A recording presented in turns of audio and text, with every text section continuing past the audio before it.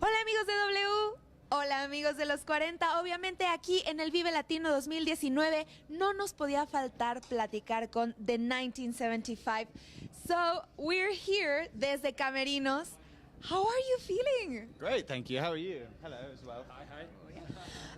We're feeling great. We are very excited to have you with us. And I wanted to start. I know you love working in the studio. I know you work shirtless sometimes. I've read in interviews. You make yourself comfortable, I mean. But my point is, do you still get nervous when having to face audiences as big as this? Well, I don't know how big it'll be because Santana's playing at the same time and Korn are playing at the same time, so I'm not sure. But I get excited. This is the first international show of this album, so I haven't played a show in a different country in nearly 2 years. So I'm not nervous. I'm pretty hyped. It's a lot of time, but it will be big. It will be a big audience. It's gonna be a big audience. Thanks. We hope so. Thanks, guys. So what's your take on writing music on the road? You guys do that a lot, right? Yeah, we have to do it a lot right now because we're doing we've got another album coming out. So we have a studio bus that's coming with us in America. So another bus that has a studio on it. So we get to kind of work every day. So we kind of work up until what time is it now? We're on at 11, so it's 8 o'clock. So the equivalent if we're on at 9 would be about 5. So we'll work till 5. And then we'll have dinner, and then we'll do the show, and then we'll come off, and then we'll do a little bit more stuff, and then we'll go to bed. So, but we like it. It's not really, that's what we enjoy doing. So, What do you prefer, being in the studio or being live? well, it's the same thing at the moment. So we don't have to choose. Which is That's amazing technology, right? Exactly. You guys managed to do the two at the same time. That's awesome. Hey, and this is a festival that started out as a rock festival, but just rock and just rock in Spanish. But now it has diversified in languages and genres. But I think we still have that rock, but as an attitude. What does it mean to you, being a rock star then? Being a rock star is very confusing nowadays because there's been so many of them. Do you know what I mean? I don't know if I'm a rock star. I don't really... I like to play with the idea of it because it's an interesting vocabulary. Do you know what I mean? But I like there's festivals that it's weird because you play certain European festivals and they're quite kind of grounded in that rock ethos. Do you know what I mean? So we'll play amongst bands that we're not as I don't know, the kind of obviously rock and roll from the typical ideas that we know. Do you know what I mean? Yeah. But we've never been interested in being a rock band because we've never been a rock band. I think rock, I keep doing this, but it means it's a universal signal. But that kind of rock is probably the only music that we don't make outside of reggae. Right. Yeah, that's true. Yeah. And I'd like to talk to you about the anxiety part of your compositions, of your songwriting, and how you're working all the time and you're always interconnected, right? And you talk about it in your last album, in A Brief Inquiry. How is that experience in real time right now? It's good, actually, quite an astute question. That's I think anxiety, the knowledge of, and the kind of negotiation through is a big theme on the next record. Okay. I'm trying not to... part of me freaks out a little bit because I think that I retrospectively look at A Brief Inquiry and think, wow, I had this really concrete narrative or set of ideas that I wanted to do, but that's not really what it was. It was just me worrying until it happened. So it's the same thing. But I think there's a lot about mental health, and in the way that Brief Inquiry was maybe quite outward, it still is outward, but there's a lot of introspection and talk about anxiety, and it's a good word as well because there's a particular piece of music, classical piece of music on the record. Yeah. That's the demo title of it is just anxiety because it has that tension. So we've all got anxiety now, haven't we? It's 2019. It's an epidemic, yeah.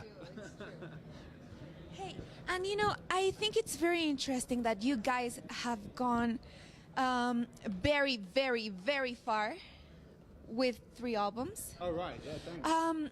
It's something you should be very proud of course, but there's bands that work decades for what you guys have accomplished. So what's the take of all you guys about that?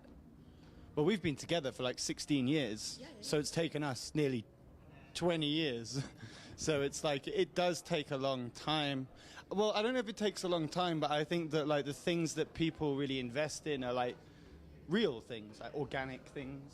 You know, like the fact that we are childhood best friends definitely resonates with the truth of the, you know, if there's any doubting our sincerity or for the reason that we do it. Do you know what I mean? We were doing this, we were playing the same songs in part, like Chocolate and Sex and Robbers. We were playing them to people who didn't care for like 7 years. Like, do you know what I mean? And like, so we do it because we love it. So these kind of things are really a big celebration for us, because when we get celebrated, it feels very weird because we have quite an insular world, quite a small world, and then we go out into the world and it's so huge, and that's a bit of a dichotomy for us, so it's really cool.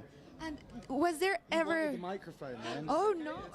It's her time. No, we're being fair. We were being fair. It's your turn. Thank you. He's making sure we're fair. It's about equality. It's It was like a follow-up question. You used to say you were the greatest band you've never heard of. Now everybody knows about 1975, right? I don't know, maybe. I'm not sure. Like I said, I'm too small in such a small world. I think that when we're playing alongside massive acts like here, like I'm forced to recognize that we are in a certain place culturally, but I'm still me, still as tiny as, you know, I still feel tiny and am so. That's amazing. No, I don't remember what I wanted. I'm very sorry. I fucked up the whole thing, but it was for equality. No, it's perfectly fine. Don't worry. Hey, well, I was gonna ask something similar. That if you ever had a conversation between you guys being friends, maybe before you were, well, famously known, about that, about we're not getting into trouble between us, we're friends first. Did that ever happen? But was it a serious talk between you guys? Well, I think it's just a testament, like everything is really a testament to time. Do you know what I mean? Our relationship is like, I don't really know, I don't know many people who are in their late 20s that have we've spent more time with each other than people spend really with their real life siblings. Yeah. So we are like a family. Do you know what I mean? And you know what a family's like? You can fall out. Actually, we're not... You know, we're really lucky we don't fall out. We've never fallen out, but I think it's just because we understand the dynamic, and we just, I don't know, we love each other, so it never really happens. More than a common goal. Right? Yeah, exactly. No, yeah. But we share. There's good advice. If you want to be in a big band, Right. take your time and share. Because, like, you know, there has to be a leader. Sorry, I'm going on a diatribe and stuff, but there has to be, like, a leader to anything. Do you know what I mean? There has to be somebody with a slightly... If it's creative, there needs to be somebody who can kind of auteur their vision.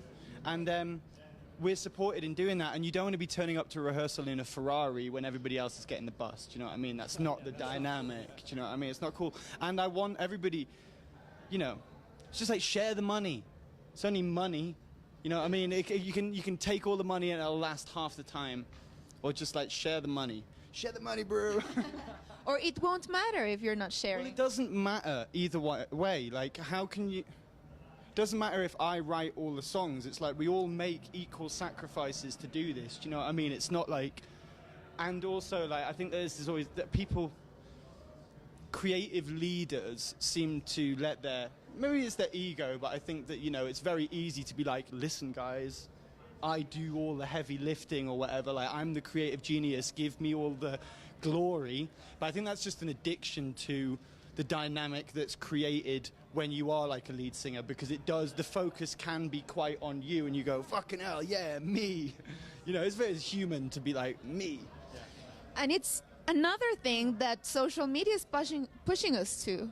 and you talk a lot Why are about you that. waving at me? This man keeps waving at me all the time. He just wants you to notice him. Say Do you hi. want me to come and say hello? Sorry, that was patronising. I didn't mean it like that. But are you all right? Is it fine? Yeah, we're fine. He just wants to make sure Really we professional. do our important questions before we run out of time. It that's important too. He's taking care of Could have you. been my fly.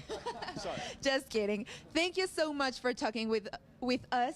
I'm sure you're gonna do great. I mean, you're up against not Cheers. against, I'm not but worried. you're sharing. I'm not you're worried. sharing. I was just making an analysis that I don't know how many people will be there, but thank you very much. Nice to meet you. I've taken over the interview now. Thank you very much. Okay. What's the name of this? What's the name of the station? W and Los 40. Oh, I was going to be cocky and try and do the thing, but you can do it. No, come on. W radio. W Radio. Los 40. Los 40? Los 40, bitches. There you go. En el Vive Latino 2019.